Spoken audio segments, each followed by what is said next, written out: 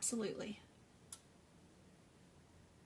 I'm scared to test. I still have to take the CPC and then next the CCS. It's going to have to happen anyway, Nicole, no matter what. You've got to take them. So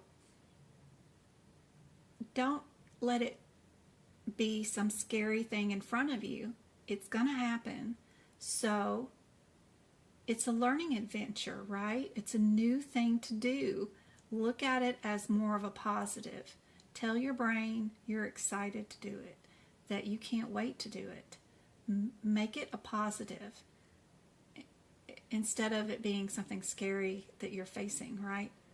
It's going to happen no matter what. So you might as well tell your brain, it believes what you tell it, which is funny, that you're excited to do it. And it's a learning thing, right? It's something new to learn. And no one was ever good at walking when we first started walking, right? We fell down a bunch. It's no big deal. It's what we're supposed to do. It's what we're built to do, right?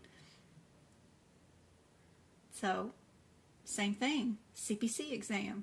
Go for it. It's going to happen anyway. Look forward to the learning environment. Look forward to the exam. We're all here for you. We're here to help you.